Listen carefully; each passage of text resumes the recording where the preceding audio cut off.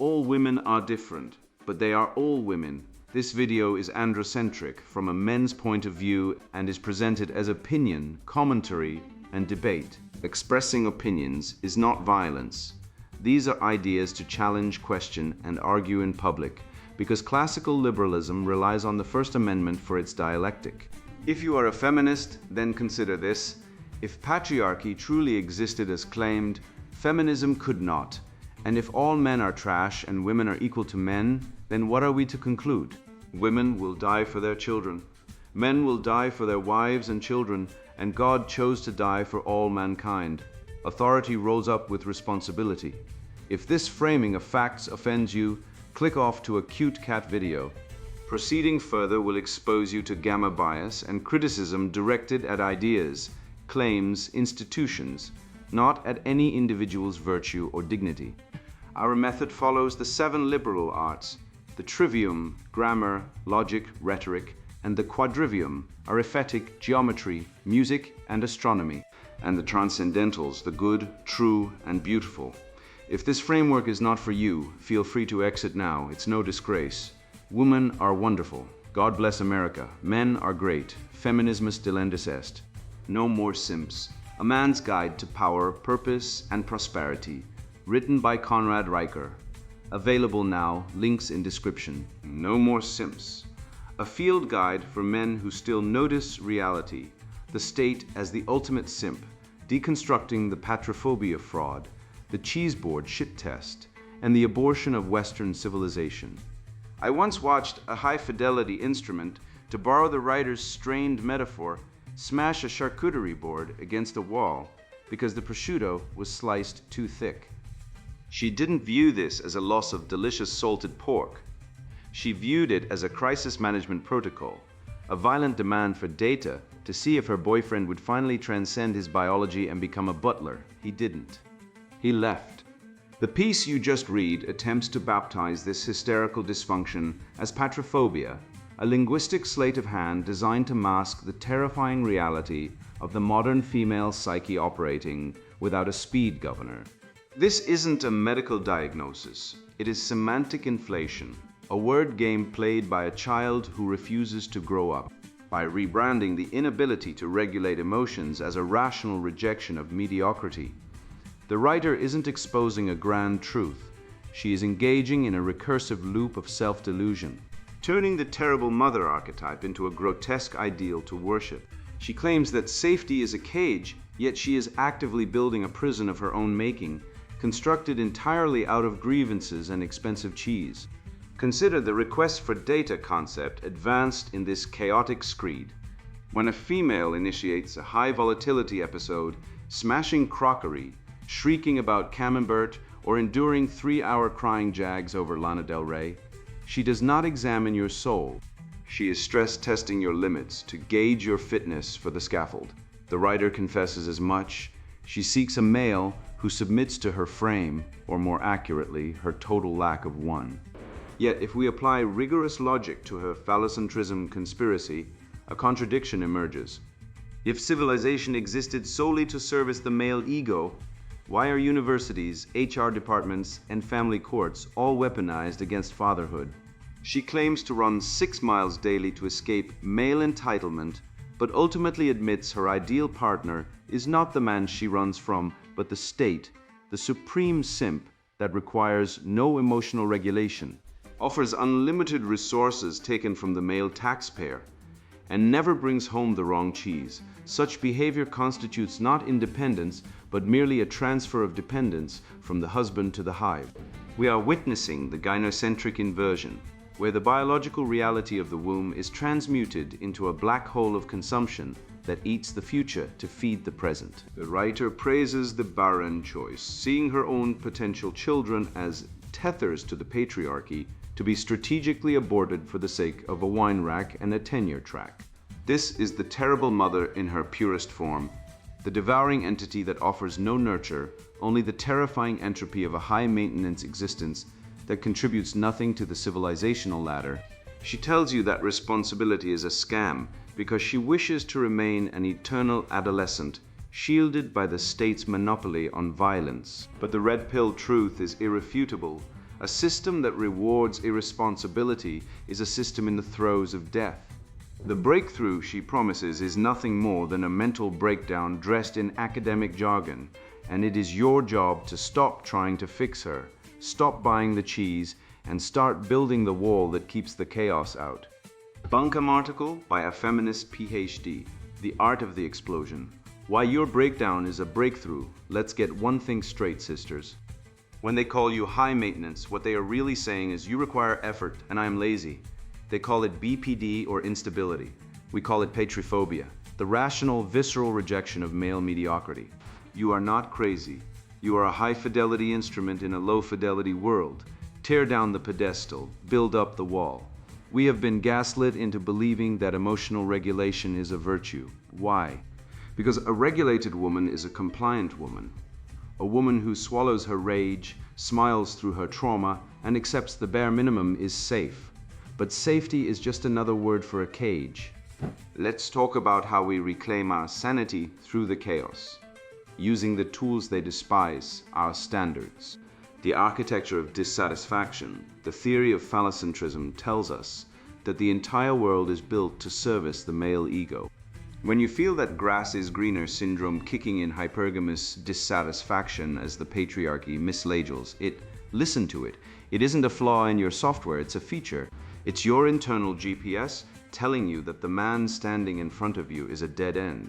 I recently observed a relationship disintegrate over a cheese board. Sarah, a brilliant academic in gender studies, asked her partner to pick up a specific raw milk camembert for her music therapy session, a session designed to process the trauma of dealing with his emotional constipation. He returned with a pasteurized, shrink-wrapped cheddar from a gas station. Did she overreact? The outside world might say yes. She smashed the cheese plate. She screamed. She engaged in what I call a crisis management protocol. But look closer. This wasn't about cheese, this was a request for data.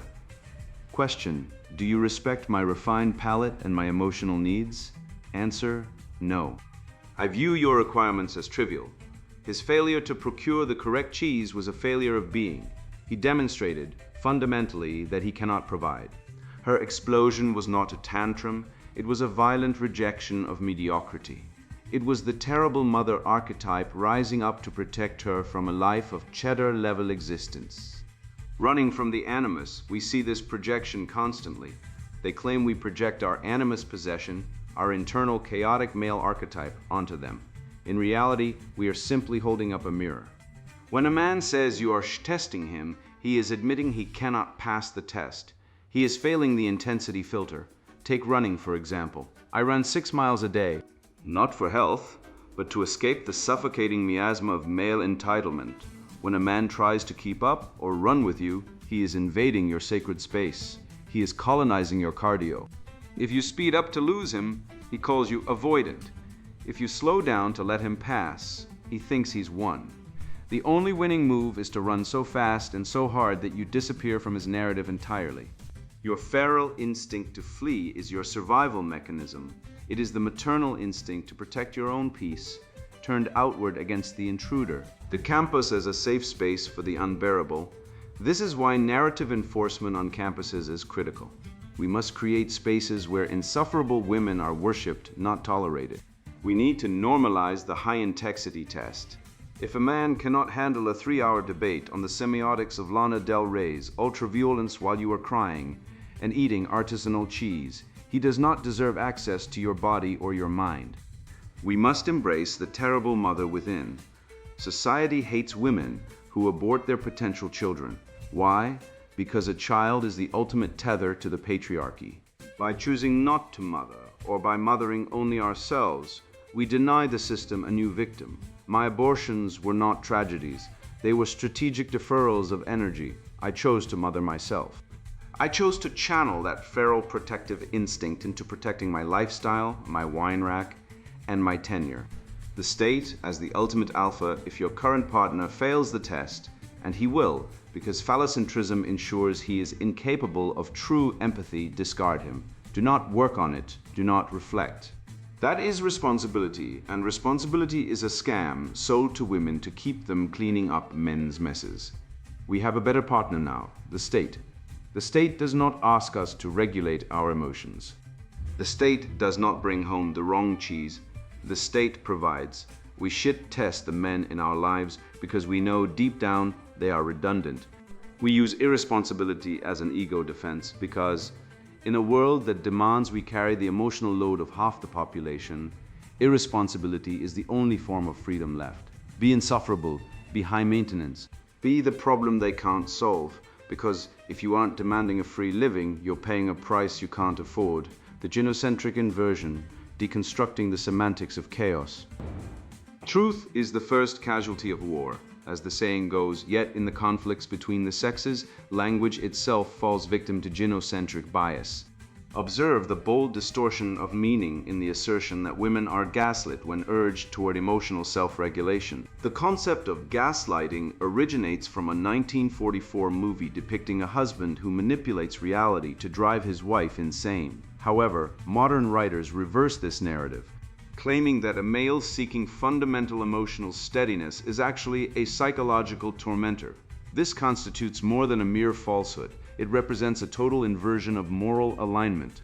When a man requests that a woman restrain her temper, he does not cage her. Rather, he implores her to engage with the logos, the rational order of existence. Framing the quest for emotional balance as mere compliance is an attack on the Stoic values that constructed the defenses shielding these women from nature's brutality. They are not victims of gaslighting. They are being tethered to reality, and resembling petulant children, they harbor resentment against the gravity that keeps them in place.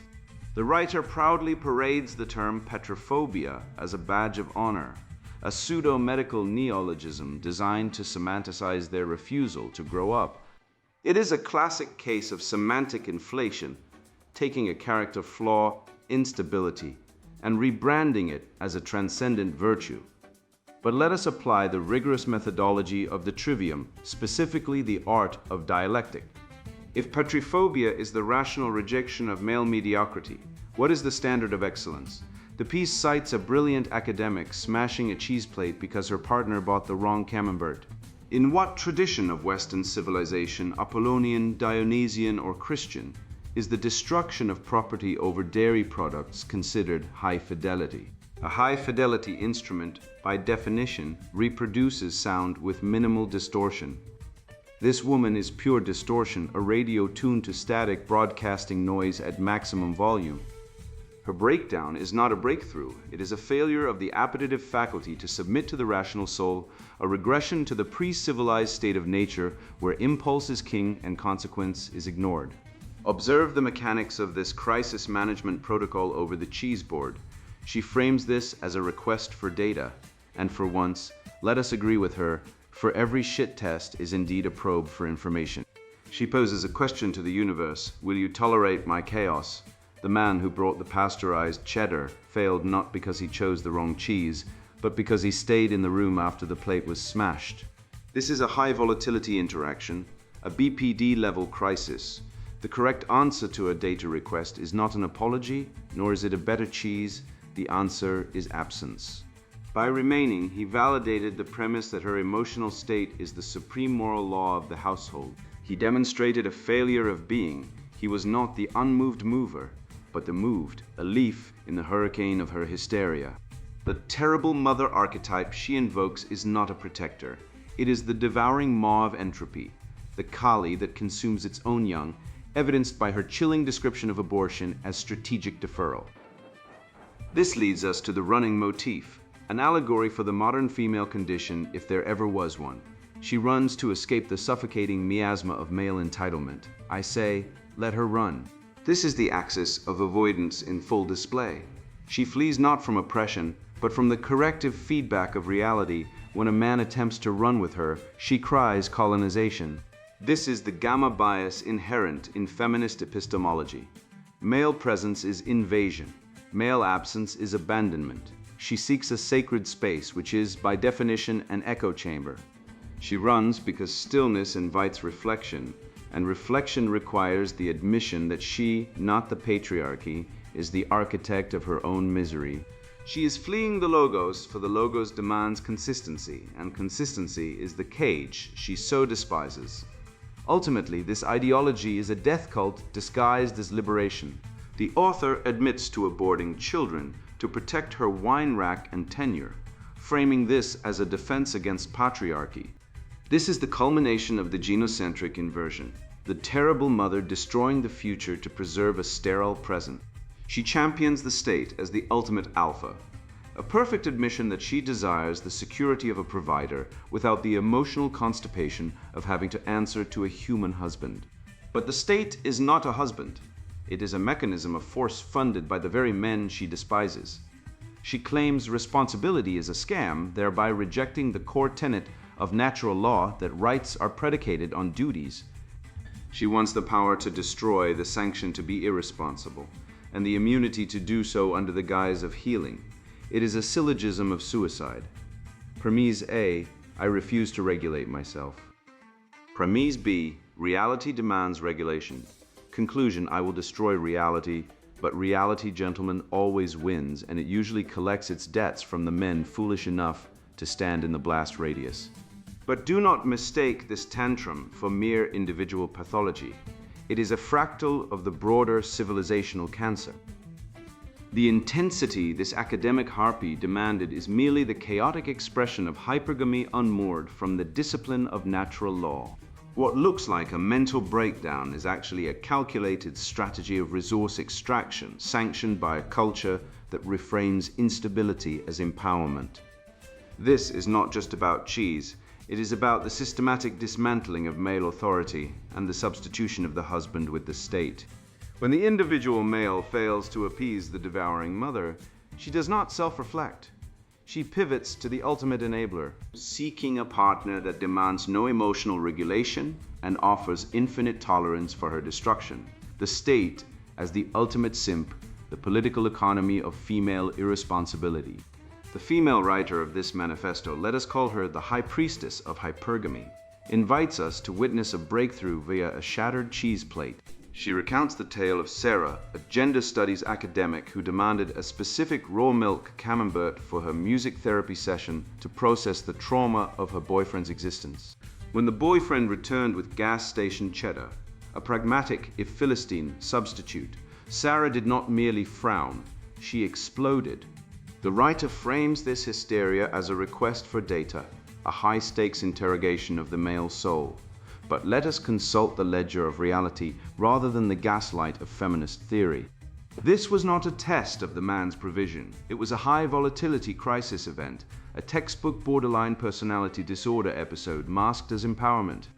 In the domain of rational interaction, we identify this as a cost-benefit failure. When a woman creates a crisis over cured dairy, she is not seeking a provider, she is seeking a punching bag. The intensity filter she claims to wield is not a tool to find alphas, it is a mechanism to repel sanity. By her own logic, a man who tolerates a 3-hour debate on the semiotics of cheese while being screamed at is high value. In truth, he is a hostage. The rational male does not fail this test. He declines the invitation to the asylum. This celebration of intensity is merely the addiction to chaos repackaged as virtue. The writer champions patriphobia, the fear of male mediocrity, yet her entire existence relies on the implicit threat of the ultimate simp, the state. She admits that responsibility is a scam and that she has replaced the husband with the government. Here is the irreducible syllogism of the simp state.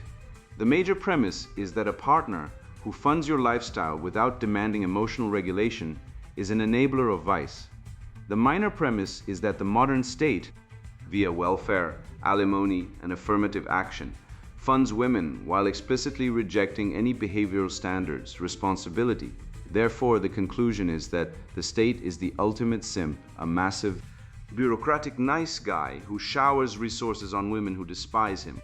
This is not independence. It is a parasitic transfer of wealth from the productive class, men, to the consuming class, women, enforced by the threat of violence. When she speaks of freedom, she means the freedom to act without consequence, a luxury only possible when the state acts as the surrogate father-husband, shielding her from the natural repercussions of her own instability.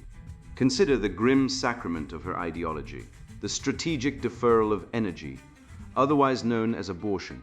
She brags that her abortions were not tragedies, but tactical moves to protect her tenure and her wine rack.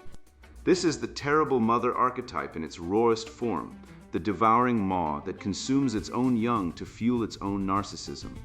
In the Western tradition, the apprenticeship mastery ladder requires the sacrifice of immediate gratification for long-term generational wealth and wisdom. This woman has inverted the ladder, climbing down into the pit of hedonism. She frames the barren choice as the ultimate rebellion against the patriarchy, but it is actually the ultimate act of self-erasure. By removing the tether of children, she does not become a free spirit. She becomes a cul-de-sac, a biological dead end clutching a wine glass. The safe spaces she demands on campus are not zones of learning, but sterile bunkers for this barren ideology, where the insufferable woman can worship her own reflection without the interference of objective reality or the dialectic process of truth-seeking. The writer advises her peers to discard any male failing her intensity filter, a method that constitutes a formula for societal self-destruction rather than a courtship plan. The grass is greener syndrome, she commends hypergamous dissatisfaction, is not a feature of advanced software but a glitch in human programming that society was meant to correct. Lacking the limits of heritage, natural order, and shared duty, this hypergamy turns into a destructive force, shattering the balanced structure of the family. Treating men as throwaway tools results in isolation, not power.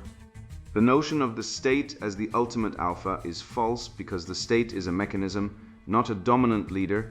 It offers no love, engages in no argument, and provides no safety once the treasury empties, merely processing information. The awakened male views the discard order not as a danger but as a benefit, serving as the exit clause in a lousy deal. If the entry price to a woman's world involves enduring BPD outbursts, abortion as contraception, and the shame of replacement by a government payment, the logical participant refuses to buy, choosing instead to leave the terrible mother to her wealth, her career, and her felines. I want you to look past the screaming, the plate smashing, and the pseudo-intellectual drivel about patriphobia and see the machinery operating nakedly in front of you. When the writer claims the state as the superior partner, she is engaging in a confession so staggering it boggles the mind of any rational observer. She is not describing independence, she is describing a transference of dependency from the individual male, whom she must seduce, impress, and negotiate with, to the collective male, the simp leviathan, who extracts resources at gunpoint from the citizenry to fund her wine rack and tenure. This is the endgame of gynocentrism, a woman who claims to be a high-fidelity instrument, but requires the bass-boosted amplification of the government just to hear her own thoughts. She frames responsibility as a scam because for the parasite, the host's immune system is indeed a scam designed to starve her of the unearned lifeblood she craves. She admits that her freedom is actually irresponsibility, which is merely the ability to externalize the costs of her chaos onto the safe and regulated taxpayers she claims to despise. Consider the chilling phrase, strategic deferrals of energy regarding the unborn. This is the language of a mad accountant balancing a ledger in hell. It is a direct rejection of the telos of womanhood and the natural law of continuation, swapping the infinite value of the lineage for the finite crumbling idols of artisanal cheese and academic tenure. This is the spiritual cancer of our age, a rejection of being itself in favor of having, where the womb is treated not as the cradle of the future, but as a transactional inconvenience to be discarded if it threatens the comfort of the present moment. This terrible mother archetype she worships is not a protector. She is the devouring maw of Kali, consuming her own offspring to maintain a fleeting hollow autonomy that ends in the silence of a childless room. Do not mistake the explosion for power. A toddler throwing a tantrum in a supermarket is also high intensity, but no one calls it a breakthrough, we call it a failure of parenting. The man who walks away from the cheese mashing, Lana Del Rey crying hysteria is not mediocre. He is a sovereign individual executing the ultimate exit strategy from a volatile system. He recognizes that you cannot negotiate with a request for data that has been weaponized into a crisis management protocol. The only winning move with a tyrant who demands you read her mind while she screams in your face is to withdraw your participation entirely. You are the prize, and your attention is the currency she cannot print. You have now seen the strings. You have witnessed the frantic machinations of the ideologically possessed, and you have realized that the monster under the bed was just a projection of their own self-loathing. You are armed with the logos, grounded in the immovable bedrock of Western tradition, and immunized against the siren song of high-maintenance decay. Go forth with this clarity. Build your purpose, secure your prosperity, and never apologize for refusing to kneel before the false idols of chaos. You are free. And now the sponsored book introduction, No More Simps, A Man's Guide to Power, Purpose, and Prosperity. Men, listen up. This book isn't for everyone. If you're the kind of guy who's content with being told what to think, who's happy to apologize for existing, or who believes the lie that men and women are interchangeable, put this book down now. Go watch Netflix, scroll through social media, or do whatever else makes you feel good about your mediocrity. But if you're tired of being treated like a second-class citizen in a world that demands everything from men but gives nothing in return, keep reading. This is for you. I've been where you are. I've felt the frustration of being told to man up while simultaneously being shamed for being a man. I've seen the legal system strip men of their assets, their children, and their dignity. I've watched as boys are punished for being boys, and as men are demonized for doing the jobs no one else will. I've lived through the betrayal of a society that claims to value equality but only rewards men who sacrifice everything for others, and I've had enough. This book is a wake-up call. It's a guide for men who are ready to reclaim their power, their purpose, and their prosperity. It's for men who are tired of being told they're the problem, when in reality they're the solution. It's for men who want to understand why the world works the way it does and how to thrive in it. It's for men who are ready to stop apologizing for being men and start living life on their own terms. Here's what you'll learn: why gender equality is a myth, how to protect yourself from the legal and financial traps of modern marriage, and why embracing your masculinity is the key to a fulfilling life. You'll discover the importance of fatherhood, the dangers of feminism, and how to navigate the sexual marketplace. You'll understand why men are going their own way, and why you should too. And most importantly, you'll learn how to fight back against a system that's designed to keep you down. This isn't just theory. This is real actionable advice based on years of research, personal experience, and the hard-earned wisdom of men who have been through it all. I'm not here to sugarcoat things or tell you what you want to hear. I'm here to tell you the truth, even if it's uncomfortable, because the truth is, the world needs strong, confident, and purposeful men. And if you're reading this, that means you. So, if you're ready to take control of your life, to stop being a victim of a system that's stacked against you, and to become the man you were meant to be, this book is for you. But if you're not ready to face the hard truths, if you're not willing to do the work, then do yourself a favor and put this book down, because this isn't for the faint of heart. This is for men who are ready to rise. The choice is yours. No More Simps, A Man's Guide to Power, Purpose, and Prosperity. Written by Conrad Riker. Buy now, links in description.